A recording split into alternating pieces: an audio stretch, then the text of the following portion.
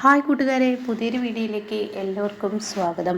അങ്ങനെ രഘു വണ്ടി ഇങ്ങനെ തുടച്ചും കൊണ്ടിരിക്കുമ്പോൾ അവിടെ അമ്പിളി പറയണേ, രഘു ഏട്ടാ ഇനി എന്തിനാ വണ്ടി തുടക്കുന്നത്? ഇന്നലെ ഞാൻ തുടച്ചത് വൃത്തിയാവാത്തത് കൊണ്ടാണ്, മറ്റുള്ളവർ കണ്ട എന്ത് പറഞ്ഞേനെ എന്ന് പറയുമ്പോൾ ഉടൻ തന്നെ രഘു പറയണേ, എടി ഡ്രൈവർമാർ അങ്ങനെയാണ്, ഗ്ലാസ് മേൽ ഏത് സമയത്ത് പൊടിയുണ്ടെങ്കിൽ അത് തട്ടിക്കൊണ്ടിരിക്കും, പ്രത്യേകിച്ച് ഒരു ഓട്ടത്തിന് പോകുമ്പോൾ. അത് ഞങ്ങളുടെ ശീലമാണ്. ഓ, സമാധാനമായി. അപ്പോൾ ഞാൻ വണ്ടി തുടച്ചതിന് കുറ്റമൊന്നുമില്ലല്ലോ. ഏയ്, നീ നല്ല ഉഷാറല്ലേ, പഴയതിനേക്കാൾ നീ സൂപ്പറല്ലേ? ആണ് രഘുവേട്ട. അതെ, നിന്റെ ചിന്താഗതികളൊക്കെ ഇപ്പം മാറി മറിയുന്നത് കൊണ്ട് തന്നെ നീ ആളൊരു അടിപൊളിയാണ് എന്ന് പറയണേട്ടാ. എന്നാ രഘുവേട്ട, ഇനി നേരം വൈകിക്കേണ്ട, ഓട്ടത്തിന് പോയിക്കോ. എടി, വെറുതെ ഇവിടുന്ന് വണ്ടി എടുത്ത് അങ്ങ് പോയിട്ട് കാര്യമില്ല. ഓൺലൈനിലായി എന്തെങ്കിലും ഓട്ടം കിട്ടണ്ടേ, ആരെങ്കിലും ബുക്ക് ചെയ്യണ്ടേ, എങ്കിലല്ലേ ഓടിയിട്ട് കാര്യമുള്ളൂ എന്ന് പറയുന്നുണ്ട് കേട്ടോ. ആ സമയമാണ് ഉമ്മറത്തൊരു വണ്ടി വന്ന് നിൽക്കുന്നത് കാണുന്നത്. അത് കാണുന്ന രഘുവിന് അമ്പിളിക്കും ആരാണെന്ന് അറിയാൻ തിടുക്കമായിട്ടോ. അതിൽ നിന്ന് ഇറങ്ങുന്നത് ഇന്ദ്രനും ദാസുവാണെന്ന് കാണുമ്പോൾ അമ്പിളിയുടെ മുഖം മാറി മറിയാ. എന്താ നിങ്ങളിവിടെ ഉമ്മറത്ത് തന്നെ നിൽക്കുന്നത്? അത് കേട്ടോടെ തന്നെ അമ്പിളി പറയണേ, അതേ രഘുവേട്ടൻ ഒരു ഓൺലൈൻ ടാക്സി ഓടാൻ വേണ്ടി പോവുകയായിരുന്നു, അപ്പോഴാണ് നിങ്ങൾ വന്ന രഘുവേട്ടനെ യാത്രയാക്കാൻ എന്ന് പറയുമ്പോഴേക്കും ദാസ്, ആഹാ ഇത് കൊള്ളാലോ, ഞാനിപ്പോൾ ചെറിയൊരു തയ്യലും രഘുവേട്ടൻ ഇപ്പോൾ ഓൺലൈനിലായിട്ട് ഓടുക, നല്ല കാര്യമാണ് എന്ന് പറയണേട്ടോ. ഈ സമയം രഘു ഞാൻ പോട്ടെ എന്ന് പറയുമ്പോഴേക്കും ഇവിടെ അമ്പിളി പറയണ, രഘുവേട്ടൻ പോയിക്കോളൂ. അത് കേട്ടോടെ തന്നെ, അല്ല ഞങ്ങൾ വന്നത് അപ്പോഴേക്കും അമ്പിളി പറയുന്നത് കേട്ടാ, അച്ഛൻ അമ്പലത്തിൽ പോയി നിന്ന് ഇപ്പോൾ വരും, നിങ്ങളകത്ത് കയറിക്കോളൂ എന്നിങ്ങനെ പറയുന്നുണ്ട് കേട്ടോ. ആ സമയം ഞങ്ങൾ അച്ഛനെ വഴിയിൽ വെച്ച് കണ്ടിട്ടുണ്ട്, ഞങ്ങൾ രഘുവിനെ അമ്പിളിയും കാണാൻ വന്നിരിക്കുകയാണെന്ന് ഇന്ദ്രൻ പറയാണ്. ഇത് കേൾക്കുന്ന രഘു എന്താ വിശേഷിച്ച് എന്ന് ചോദിക്കുമ്പോൾ ദാസ് പറയാണ്, അമ്പിളിക്കും രഘുവൊക്കെ ഇപ്പോൾ മാന്യത നഷ്ടപ്പെട്ടു പോയോ, ആരെ എങ്ങനെ സ്വീകരിക്കണം, വഴിയിൽ വെച്ച് സ്വീകരിക്കണം എന്നൊക്കെയാണോ അപ്പോൾ പഠിച്ചിട്ടുള്ളത്? അത് കേട്ടോടനെ രഘു, അയ്യോ ഞാൻ പോകാനുള്ള തിടുക്കത്തിൽ അങ്ങനെ ചോദിച്ചെന്നുള്ളൂ, എന്നാൽ വാഹകത്തോട്ട് കയറിയിരിക്കെ. അത് കേട്ട അമ്പിളി പറയാണ്, ഈ വീട്ടിലോട്ട് നിങ്ങൾക്ക് രണ്ടാൾക്കും കയറിയിരിക്കാൻ ഞങ്ങളുടെ ആ ഒരു ഇതൊന്നും വേണ്ട, നിങ്ങൾക്ക് ഏത് സമയം എപ്പോൾ വേണമെങ്കിലും ഇവിടെ കയറിയിരിക്കാം എന്ന് അമ്പിളി തിരിച്ച് പറഞ്ഞു കേട്ടോ. പിന്നീട് ഇന്ദ്രൻ പറയാൻ, ഞങ്ങൾ ഒരു കാര്യത്തിന് വന്നതാണ്, ഞങ്ങളെ അനുപമ ഇങ്ങോട്ടേക്ക് പറഞ്ഞയച്ചതാണ്, ഞങ്ങളുടെ കയ്യിൽ 25 ലക്ഷം രൂപയുടെ ചെക്കുണ്ട്, അത് ഇന്ദ്രനെ രഘുവിനെ ഏൽപ്പിക്കണമെന്ന് ഇന്ദ്രൻ പറയണം കേട്ടോ. എന്നിട്ട് പറയണേ, രഘു അമ്പിളിയും വിചാരിച്ചതുപോലെ നല്ലൊരു ബിസിനസ് തുടങ്ങി നിങ്ങൾ നല്ല നിലയ്ക്ക് എത്തണം എന്നാണ് ഞങ്ങളുടെ ആഗ്രഹം എന്നൊക്കെ ഇങ്ങനെ പറയുമ്പോൾ ഉടൻ തന്നെ രഘുവിനത് സന്തോഷമായി. രഘു ഇതാ എന്ന് പറഞ്ഞ് അത് മേടിക്കാൻ ഒരുങ്ങുമ്പോഴേക്കും അമ്പിളി പറയണേ, അയ്യോ ഞങ്ങൾക്കിപ്പോൾ അങ്ങനെയുള്ള ആഗ്രഹങ്ങളൊന്നുമില്ല, പിന്നെ ഒന്നാമതൊരാളുടെ കയ്യിൽ നിന്ന് 25 ലക്ഷമൊക്കെ കടം വാങ്ങിക്കഴിഞ്ഞാൽ അത് വീട്ടിൽ വരുമ്പോഴേക്കും എത്ര പിടിക്കും രഘുവേട്ടാ? ഇപ്പോഴത്തെ നമ്മുടെ ബിസിനസ് ഈ ഒരു തൊഴിൽ അത് നല്ലതല്ല, അത്യാവശ്യം മിച്ചവും കിട്ടുന്നുണ്ട്, എന്നാൽ കയ്യിൽ നിന്നും ആരുടെ കയ്യിൽ നിന്നും കടവും വാങ്ങുന്നില്ല, അപ്പം അതായിരിക്കില്ല നല്ലത് എന്നൊക്കെ പറയുമ്പോൾ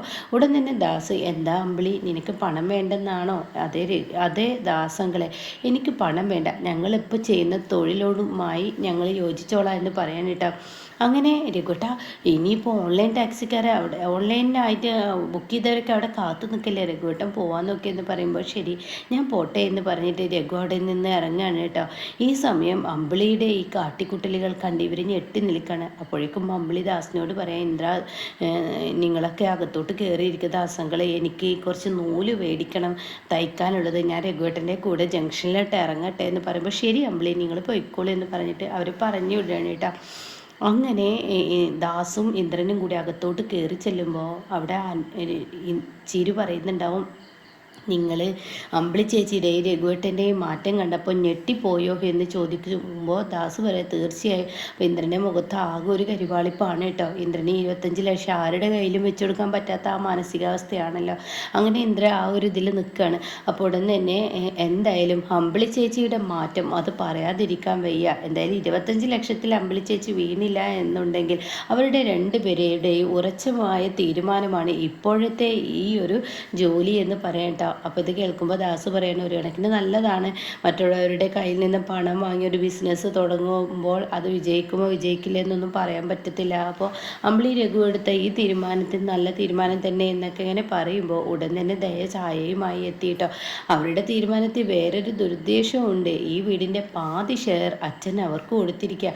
അതൊക്കെ കേൾക്കുന്ന ഇന്ദ്രൻ്റെ മുഖം ഇങ്ങനെ മാറി മറിയുന്നുണ്ട് കേട്ടോ. എന്നിട്ട് പറയണം, പാതി ഷെയർ അച്ഛൻ അമ്പിളി ചേച്ചി കൊടുക്കാനുള്ള തീരുമാനത്തിലാണ്, ഞാൻ എന്തായാലും ഇത് വെറുതെ വിടില്ല. അതിൽ നിന്നും എനിക്ക് വേണ്ടത് കിട്ടണം.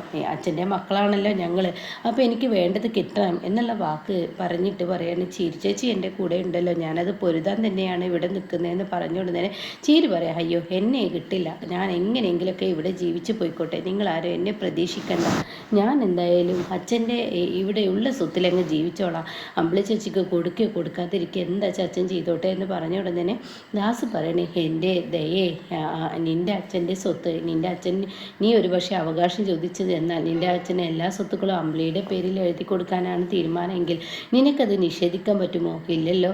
അതുകൊണ്ട് ദയേ, നീ ദയവ് ചെയ്ത് ഇവിടെ പ്രശ്നം ഉണ്ടാക്കാതെ നീ മര്യാദക്ക് നിൻ്റെ ഭർത്ത വീട്ടിലോട്ട് പോകാൻ നോക്കിയെന്ന് പറയട്ടോ.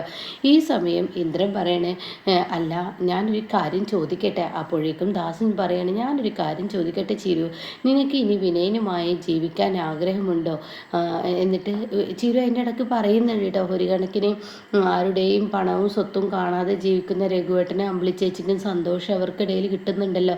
മറ്റുള്ളവരുടെ അവഹേളിക്കുകയോ അപമാനിക്കുകയോ ഒക്കെ ചെയ്യുമെങ്കിലും കൂടിയിട്ട് അവർ ഭാര്യ ഭർത്താക്കന്മാർ നല്ല സന്തോഷത്തോടു കൂടി ജീവിക്കുന്നുണ്ടെങ്കിൽ അത് മതി. ഇപ്പം എൻ്റെയൊക്കെ ജീവിതം എന്താ കഷ്ടത്തിലാണല്ലോ. കാരണം എൻ്റെ ഭർത്താവ് ഇവിടെ നിന്ന് കിട്ടിയ സ്വർണ്ണം മുക്കുപണ്ടാണെന്ന് അറിഞ്ഞപ്പോൾ എൻ്റെ ഭർത്താവ് എന്നോട് കാണിച്ചതൊക്കെ അറിയല്ലോ എന്നൊക്കെ ഇങ്ങനെ പറയുമ്പോൾ ദാസ് പറയണ, ഞാനൊരു കാര്യം ചോദിച്ചോട്ടെ, ഈ 25 ലക്ഷം നിൻ്റെ വിനയന് കിട്ടിക്കഴിഞ്ഞാൽ തീർച്ചയായും നിൻ്റെ വിനയം പഴയ ലെവലിലോട്ട് വരും. അങ്ങനെയുള്ള വിനയനെ നീ സ്വീകരിക്കാൻ തയ്യാറാണോ ചിരു? എന്താ നിൻ്റെ അഭിപ്രായം? അത് കേട്ടോടെ തന്നെ ഇന്ദ്രനും ഞാനിത് ചോദിക്കാനിരിക്കുകയായിരുന്നു. അപ്പോൾ ഉടൻ തന്നെ ചിരു പറയണേ, അയ്യോ എനിക്ക് 25 ലക്ഷം വേണ്ട, എനിക്കിനി അയാളുമൊത്തൊരു ജീവിതമേ വേണ്ട, ഞാൻ ആഗ്രഹിക്കുന്നില്ല, അതുകൊണ്ട് ഞാൻ ഇങ്ങനെ പോകുന്നു.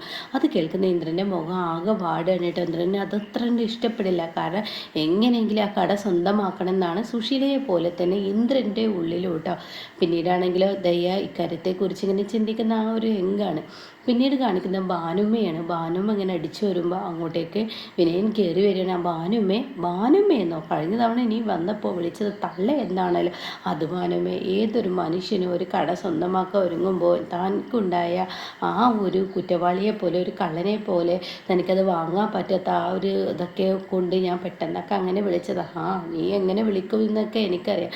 നീ എന്നെ തള്ളെ വിളിച്ചതിൽ എനിക്കത്ര അത്ഭുതം തോന്നിയില്ല. കാരണം നിന്നിൽ നിന്നും അതിലും വലിയ തെറിയാണ് ഞാൻ പ്രതീക്ഷിച്ചത്. പക്ഷെ അത്രയിലാണ്ട് അവസാനിച്ചതിൽ എനിക്ക് അത്ര അത്ഭുതമൊന്നുമില്ല എന്നൊക്കെ ഇങ്ങനെ പറയുന്നിട്ടാ. അപ്പോൾ ഈ സമയം വിനയം പറയണേ, അതെ ഞാൻ എന്ന് പറയുമ്പോഴേക്കും അനുഭവം പുറത്തോട്ട് വന്നിട്ട്, അങ്ങനെ അനുപമ എന്താ വാനം ആരോടെ സംസാരിക്കുന്നു? വിനയനെ കണ്ടപാട് അനുപമ, എന്താ വിനയ നിനക്കിവിടെ? അത് ഇന്നലെ ഞാൻ ആ വീട്ടിൽ വന്നപ്പോൾ എനിക്കങ്ങനെയൊക്കെ. അപ്പോൾ വാനുമ, നീ എന്താ പെട്രോൾ ഒഴിച്ച് കത്തിക്കല്ലേ, അങ്ങനെയുള്ള പരിപാടികളൊക്കെ അല്ലേ നീ ചെയ്തത്? അത് കേട്ടിടുന്ന ഭാനുമ, ഞാൻ പറഞ്ഞല്ലോ ആർക്കും തെറ്റ് പറ്റാം, എൻ്റെ മാനസികാവസ്ഥ ഇന്നലെ അങ്ങനെയായിരുന്നു, അപ്പോൾ എനിക്ക് അങ്ങനെയൊക്കെ ചെയ്യാൻ തോന്നി. ഇന്നിപ്പോൾ അങ്ങനെയല്ല, എൻ്റെ ഭാര്യയെ എനിക്ക് കാണാൻ തോന്നി വന്നതാണ്. എൻ്റെ ചിരുവിൻ്റെ മക്കളെ ചിരുവിന് കൊടുക്കണം. അത് കേട്ട ഉടനെ തന്നെ അനുഭവം പറയണേ, നിങ്ങൾ നോക്കിയതും പറഞ്ഞതൊക്കെ മതി. ഇനി ചിരു അച്ഛൻ്റെ കൂടെയാണ്, പഞ്ചരത്നത്തിലാണ്. എന്തിനാ അനുഭവം നുണ പറയുന്നത്?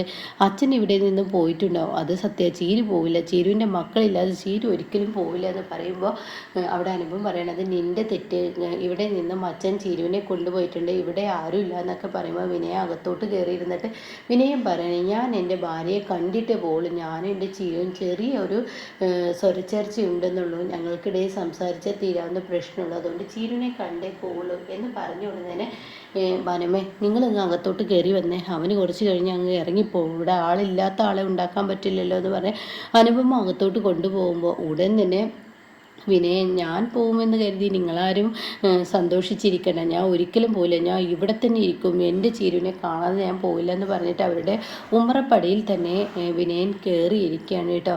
പിന്നീടാണെങ്കിലോ ഇങ്ങനെ മഞ്ചാടിയാണ് കാണിക്കുന്നത്. മഞ്ചാടി പോലീസ് സ്റ്റേഷനിൽ ചെന്നിരിക്കുകയാണ്. എന്നിട്ടൊരു പരാതി നൽകിയിരിക്കുകയാണ്. ഞാൻ കല്യാണം കഴിക്കാൻ വെച്ചിരുന്ന ജീവരാജും എൻ്റെ പ്രിയ സുഹൃത്തുമായ അവനെ അടിയൊഴുക്കിൽ കാണാതായി എന്നുള്ളത് സത്യം തന്നെയാണ്.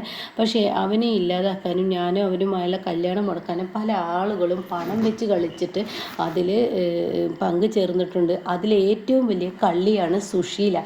സുശീല അറ്റാക്ക് അഭിനയിച്ച് എൻ്റെ കല്യാണം മുടക്കാനും എൻ്റെ സുഹൃത്ത് സുഹൃത്തിനെ കാണാൻ നോക്കിയിട്ടുണ്ടെന്ന് പറഞ്ഞിട്ടുള്ളൊരു പരാതിയായിരിക്കും.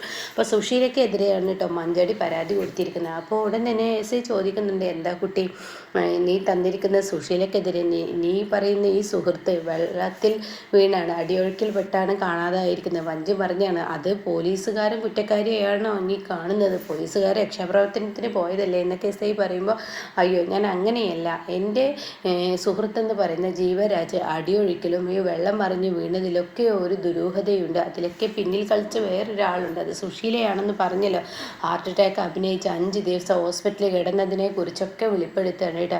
എന്നിട്ട് പറയാണ്, ഇനിയിപ്പോൾ ജീവരാജ് അങ്ങനെ അടിയൊഴുക്കിൽപ്പെട്ട് മരിച്ചിട്ടുണ്ടെങ്കിൽ ഡെഡ് ബോഡി എവിടെ എന്ന് ചോദിക്കുമ്പോൾ എസ് ഐ പറയാണ്, ചില ഡെഡ് ബോഡികൾ അങ്ങനെ കിട്ടാറില്ല, പല ഡെഡ് ബോഡികൾ അങ്ങനെ കിട്ടാതെ കിടക്കുന്നതുണ്ട് ഇങ്ങനെ മരണത്തിൽപ്പെട്ടിട്ടൊക്കെ എന്നിങ്ങനെ പറയുന്നുണ്ട്.